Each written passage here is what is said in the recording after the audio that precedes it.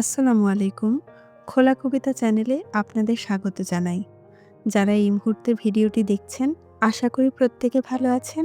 আমরাও আলহামদুলিল্লাহ ভালো আছি। গত বৃহস্পতিবার আমার ক্লাস ছিল সকাল ৮ টায়। কিন্তু ঘুম থেকে উঠতে খানিকটা দেরি করে ফেলায় তাড়াহুড়ো করে গিয়েও আসলে ক্লাসটা ধরতে পারিনি। তো পরবর্তী ক্লাসের মাঝে যেহেতু কিছু সময় ফাঁকা ছিল, তাই আমি আর আপনাদের ভাইয়া মিলে চলে গিয়েছিলাম চারুকলায়।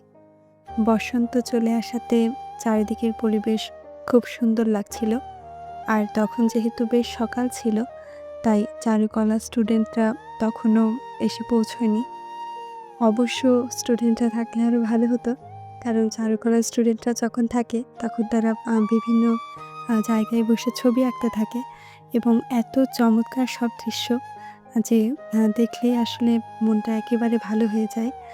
আমাদের অনেকেরই ধারণা আছে যে চারুকলা ইনস্টিটিউশন মানেই বোধহয় শুধু সেখানে ছবি আঁকার কাজ হয়। আসলে কিন্তু তা নয়। এর মাঝে স্কাল্পচার, গ্রাফিক ডিজাইনিং এরকম আরও অনেক ডিপার্টমেন্ট রয়েছে এবং চারুকলায় গেলে আসলে বিভিন্ন মূর্তি দেখা যায়। মূর্তিগুলো যে শুধু সিমেন্টের তৈরি এমন নয়। মাটি এবং কাঠের তৈরি যে মূর্তিগুলো রয়েছে তাও কিন্তু স্টুডেন্টরা তৈরি করে থাকে।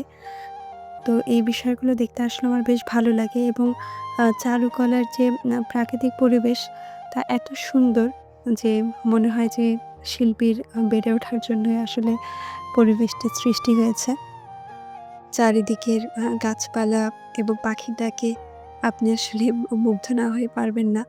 আর বসন্ত যে চলে এসেছে এটা অনুভব করার জন্য সবচেয়ে ভালো জায়গা বোধহয় চারুকলা।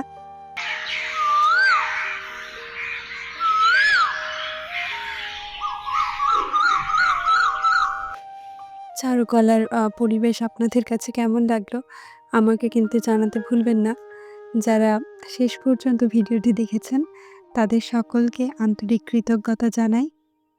এখনও যারা চ্যানেলটি সাবস্ক্রাইব করেননি তাদের অনুরোধ করব চ্যানেলটি সাবস্ক্রাইব করবার জন্য এবং যারা ইতিমধ্যে কাজটি করে ফেলেছেন তাদের অসংখ্য ধন্যবাদ।